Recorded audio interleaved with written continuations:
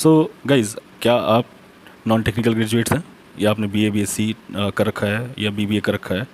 अगर आपने बीकॉम कर रखा है या कोई भी नॉन इंजीनियरिंग स्ट्रीम से आपने ग्रेजुएशन कर रखी है, तो आपके लिए system and application service associates की जॉब एसेंचर लेकर आया है, जिसकी starting salary 3.44 lakh per annum है। इसमें आपको एक्सपीरियंस की डिमांड नहीं की गई है। अगर आपके पास एक्सपीरियंस नहीं है तो भी आप अप्लाई कर सकते हो। लोकेशन मेंशन की गई है इनके द्वारा, वो है बेंगलुरु, हैदराबाद, चेन्नई, कोयम्बटूर, और इधर का अगर रेंज देखा जाए तो गुड़गांव, पुणे, कोलकाता, नागपुर, इंदौर, मुंबई और जयपुर। तो ये इस वीडियो में हम देखेंगे कि कैसे फॉर्म फिल करना है। फॉर्म फिल करते समय कुछ प्रॉब्लम आ रही थी लोगों को, उन्होंने कॉल किया, जो कलीग्स थे और जिनको मैंने सेंड किया था, उनको प्रॉब्लम ये आ रही थी कि फॉर्म फिल करते समय कॉलेज ड्रॉप डाउन में नहीं मिल रहा था या यूनिवर्सिटी फाइंड नहीं हो रही थी, और बहुत सारी चीज़ें हैं जो फॉर्म में फिल करनी है, उसके बारे में पूरी रिक्वायरमेंट कैसे क्या फिल करना है उसके लिए वीडियो है। तो एलिजिबिलिटी क्राइटेरिया डिस्क्रिप्शन में जितना भी लिखा हुआ है या प्रोसेस है वो हमने एक शॉर्ट वीडियो में देखा था। तो हम इसमें ये बात नहीं करेंगे। अगर प्रोसेस को थोड़ा सा डिटेल में समझे तो यहाँ पे अगर जब आप अप्लाई करोगे तो आपको विद एन आवर या that day, with in day आपको पता चल जाएगा कि आप इस प्रोसेस के लिए या इस जॉब के लिए एलिजिबल हैं या नहीं है। उसके लिए आपको एक मेल आ जाएगा, मैसेज आपको मिल जाएगा कि आप सेकंड स्टेज के लिए या फर्दर स्टेजेस के लिए आप एलिजिबल हैं या नहीं है। उसके बाद आपको एक मॉक असेसमेंट की लिंक मिलेगी, जिसमें आप, वो मैंडेटरी होगा एक तरीके से, आपको हार्डवेयर टेस्ट या कैसे इन्वायरमेंट उसका टेस्ट करने के लिए आपको एक मॉक टेस्ट देना पड़ेगा। 10 मिनट का होता है, जाहिर सी बात है, वो काउंट नहीं होता, वो आपके प्रोसेस के लिए वो काउंटेबल नहीं है, उसके नंबर काउंट नहीं होते हैं, ठीक है।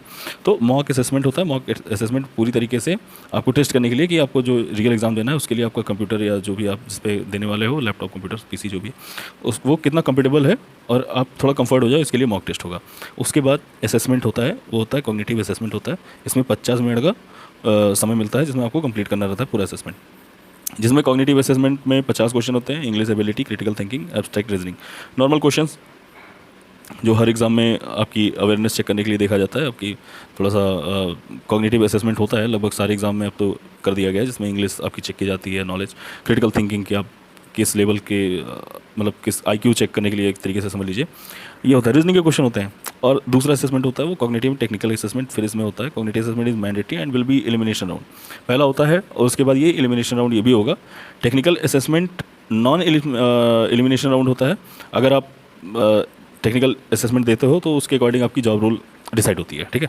इसमें 90 मिनट मिलते हैं। कॉग्निटिव असेसमेंट का इसमें 90 क्वेश्चन होता है।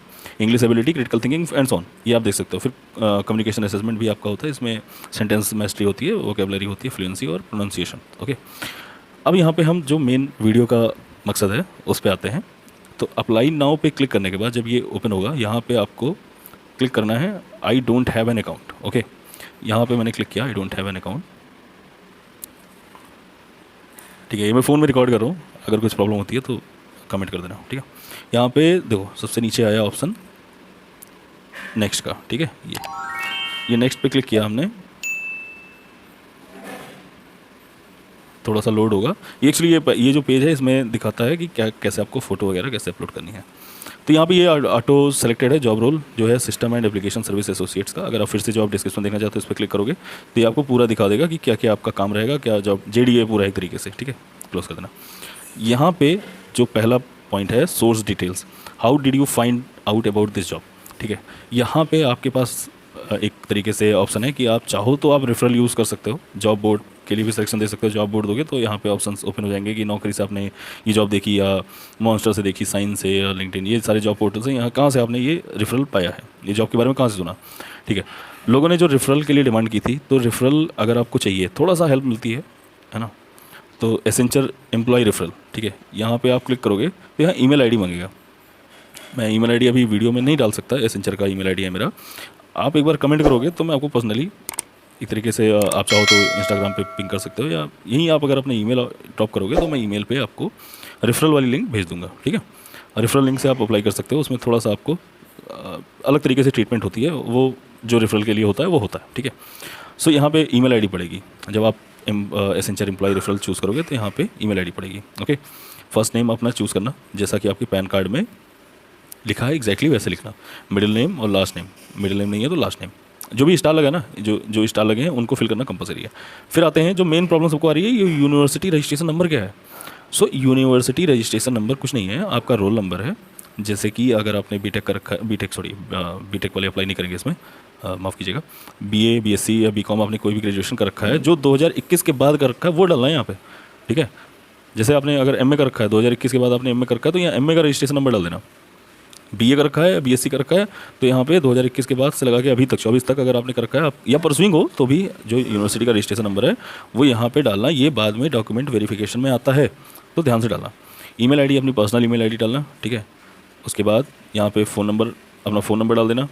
व्हाट्सएप कंसेंट पे आपको यहाँ पे येस करना है। अगर आप कोई अगर नो करते हो तो भी कोई दिक्कत नहीं है, बट हाँ येस आई कंसेंट कर देना। आपको फर्दर इन्फॉर्मेशन वो व्हाट्सएप पे भी मिल जाएगी, कैसे आपका वीडियो इंटरव्यू गाइड, मतलब पूरा ये डिटेल आपको मिल जाएगा। एसेंशियल कोई भी अगर नोटिफिकेशन है तो आपके व्हाट्सएप पे डायरेक्टली आ जाएगा, ठीक है। अल्टरनेट फ़ोन नंबर अगर आपके पास है तो आप डाल सकते हो। डेट ऑफ बर्थ अपना फिल कर देना। जेंडर आप जो भी डालना चाहो, मेल फीमेल, जो आप जैसे फॉर्म फिल करो उस हिसाब से कर लेना। फिर ये सब तो दिक्कत नहीं आती है, अपना एड्रेस आप फिल करते जाओ। यहाँ पे है हाईएस्ट एजुकेशन प्रोफाइल, लोग पूछ रहे क्या डालना है। तो पोस्ट ग्रेजुएट हो तो आप पोस्ट ग्रेजुएट डाल दो, अंडर ग्रेजुएट हो तो अंडर ग्रेजुएट डाल दो, इसमें तो कोई दिक्कत नहीं आनी चाहिए। डुअल डिग्री क्या है, लोग पूछ रहे हैं। डुअल डिग्री क्या है? डुअल डिग्री है जो कंबाइन होता है ना। अगर आपने मान लो बीएससी एमएससी या कोई 2 डिग्री साथ में करके, जैसे किसी ने डीएलएड कर रखा है साथ में, उसके साथ ग्रेजुएशन कंप्लीट होता है ना, डीएलएड होता है और ग्रेजुएट भी होता है उसमें शायद। ऐसे जो डिग्रियाँ होती हैं जो कंबाइंड डिग्री होती हैं उन वो होती है डुअल डिग्री। जैसे हम लोग के बीटेक में होता था बीटेक एलएलबी साथ में, ठीक है। तो वो डुअल डिग्री तरीके से समझ लो। या पोस्ट ग्रेजुएशन अगर आपने कर रखा है या अंडर ग्रेजुएट हो तो वो आप सेलेक्ट करोगे। तो यहाँ पे अगर अंडर ग्रेजुएट सेलेक्ट करोगे या पोस्ट ग्रेजुएट सेलेक्ट करोगे तो यहाँ पे वो ये डिटेल मांगेगा दोनों ही केसेस में, इधर अंडर ग्रेजुएट और पोस्ट ग्रेजुएट। फिर देखो अंडर ग्रेजुएट अगर आपने सेलेक्ट किया तो डिग्री आप सेलेक्ट करोगे। अब मैं केस लेता हूँ बैचलर्स ऑफ आर्ट्स का, ठीक है। अगर किसी ने बीए कर रखा है तो बैचलर्स ऑफ आर्ट इसमें चूज़ करेगा। अब आती है बात कॉलेज, ठीक है। अब मान लो किसी ने कोई भी कॉलेज से कर रखा है, ABCD किसी भी कॉलेज से, ठीक है। उसकी यूनिवर्सिटी है डॉक्टर राम मनोहर लोहिया यूनिवर्सिटी, ठीक है। अब मैंने डॉक्टर राम डाला तो नहीं आया इसमें, ठीक है। अब मैं DRMLU भी इसको कहते हैं, करेक्ट। DRMLU डाला तो यहाँ पे आ गया DRMLAU फैजाबाद। तो 2 यूनिवर्सिटीज़ में है, doctor Ram Manohar Lohia university Faizabad, DRMLU doctor Ram Manohar Lohia Awadh university Faizabad. अब जिस डेवलपर ने ये बनाया होगा उसके हिसाब से वो कुछ उसको डिटेल मिली होंगी, उसने डुप्लीकेसी ट्रिपलीकेसी डाले है, वो अलग बात है। तो आप इसमें से कोई एक चूज़ कर लेना अगर आपको कॉलेज नेम नहीं मिल रहा है तो, ठीक है। अगर आपको कॉलेज नेम नहीं मिल रहा है ड्रॉप डाउन में, अगर आपने डाला, मान लो आपने किसी कॉलेज से कर रखा है, कुछ भी ले लो, लखनऊ यूनिवर्सिटी से किसी ने कर रखा है, उससे एसोसिएट कोई कॉलेज है, या कानपुर यूनिवर्सिटी से किसी ने कर रखा है, या दिल्ली यूनिवर्सिटी से किसी ने कर रखा है और उसका कॉलेज है, वो कॉलेज नहीं मिल रहा है तो अपनी यूनिवर्सिटी का नाम यहाँ पे डाल दे, ठीक है। फिर आती है ब्रांच की बात। ब्रांच आप अपने अकॉर्डिंग चूज़ करोगे। अंडर ग्रेजुएट में अपने ग्रेजुएशन में मैंने जैसे कंप्यूटर साइंस से कर रखा था तो मैं कंप्यूटर साइंस यहाँ पे लिखूँ, ठीक है। कंप्यूटर एप्लीकेशन, कंप्यूटर इंजीनियरिंग, मैंने कंप्यूटर इंजीनियरिंग कर रखा था। या और अगर और नीचे जाएंगे तो यहाँ पे computer science and engineering CSC से मैंने कर रखा था, ठीक है। ऐसे आपने जिस भी सब्जेक्ट से या जिस भी ब्रांच से अपना ग्रेजुएशन कर रखा है वो यहाँ पे डाल देना। नहीं मिल रहा है तो उससे मिलता जुलता कुछ भी डाल देना, वो फिर बाद में देखा जाएगा उसके बारे में, ठीक है। अभी फ़िलहाल आप ये ब्रांच चूज़ करना। यूनिवर्सिटी फिर वही, ठीक है। DRMLU से कर रखा है या लखनऊ यूनिवर्सिटी से कर रखा है तो अपना लखनऊ यूनिवर्सिटी डाल दोगे, यूनिवर्सिटी ऑफ लखनऊ, ठीक है। दिल्ली यूनिवर्सिटी से कर रखा है तो अपना दिल्ली चूज़ करना, दिल्ली यूनिवर्सिटी आ जाएगा। Board of Delhi board of technical education Delhi, या जो भी आपकी दिल्ली यूनिवर्सिटी का नाम है, यूनिवर्सिटी ऑफ दिल्ली, वो आप अपने अकॉर्डिंग चूज़ कर लेना, ठीक। मंथ ऑफ स्टार्टिंग आप लगा ही लोगे, ठीक है। ईयर ऑफ स्टार्टिंग आप कर ही लोगे, वो अपने हिसाब से डिग्री में निकाल के CGPA परसेंटेज जो आता है आपका वो आप डाल देना यहाँ पे, करेक्ट। फिर टोटल प्रोफेशनल एक्सपीरियंस, आपको इसमें एक्सपीरियंस लगाने की ज़रूरत नहीं है, कोई आपको रिलेवेंसी नहीं मिलेगी, आपको कोई इसमें वरीयता नहीं मिलेगी। नो एक्सपीरियंस डालोगे तो भी चलेगा, ठीक है। क्योंकि यहाँ पे दिखा ना, if you have little over 11 month of experience please do not register. 11 महीने से ज़्यादा है तो वैसे भी ये मांग नहीं रहे, 11 महीने तक का ही मांग रहे हैं। तो मान लो आप वर्किंग भी हो तो अपने छोड़ दो। अगर आप डालना चाहते हो तो वेल एंड गुड है। Are you working currently? Yes, ठीक है। तो लास्ट कंपनी का नाम डालना पड़ेगा, नोटिस पीरियड डालना पड़ेगा, बहुत सारी चीज़ें हो जाएंगी। तो उससे बढ़िया है क्या, आप नो एक्सपीरियंस। अगर आप इस सैलरी रेंज में खुश हो या आपको स्टार्ट करना है, IT सेक्टर में आना है, किसी MNC में आना है, आपने ग्रेजुएशन नॉन IT से कर रखा है और आपको IT कंपनी में जॉब स्टार्ट करनी है, तो ये आपके लिए बढ़िया है। नो एक्सपीरियंस के साथ आप आ सकते हो, ठीक है। अगर आपके पास एक्सपीरियंस है तो यहाँ पे आप लेटेस्ट वर्क प्रोफाइल आपको डालना ही पड़ेगा। फिर आती है बात प्राइमरी स्किल क्या डालें, क्योंकि इसमें तो बहुत सारी चीज़ें आ रही हैं। अगर आप को कुछ आता है इसमें, आपने ग्रेजुएशन के साथ साथ कुछ और सीख रखा है, जैसे एंड्रॉइड, ASP.NET, कुछ भी एडोबी वगैरह में कर रखा है, ऑटोमेशन में आपने कुछ कर रखा है, या ओरेकल का कोई कोर्स कर रखा है, SAP HANA वगैरह कुछ भी कहीं से सीख रखा है, या आपने कभी साउंड नॉलेज आपको रही है सेल्सफोर्स डेवलपमेंट वगैरह की, तो SAP कह रहा हूँ, सेल्सफोर्स वगैरह की अगर आपको कुछ नॉलेज है तो आप वो चूज़ कर लेना। तो वो पूछेगा ना कैसे आपने, जैसे किसी किसी किसी कॉलेज में, जैसे Delhi university, Lucknow university, Faizabad university, कोई भी यूनिवर्सिटी है, वो अपना खुद का कुछ कोर्स कराती है, प्रोजेक्ट लास्ट टाइम क्या कहते हैं उसको, प्रोजेक्ट वगैरह होता है ना लास्ट सेमेस्टर वगैरह में। तो वहाँ पे कुछ चीज़ें होती है, जैसे हेडूप, मैंने एक बार सुना था, मेरा कोई फ्रेंड था, तो उनके यहाँ हेडूप सिखाया जा रहा था, एक बंदे के यहाँ सेल्स फोर्स सिखाया जा रहा था, इसलिए मैंने सेल्स फोर्स चूज़ किया, ठीक है।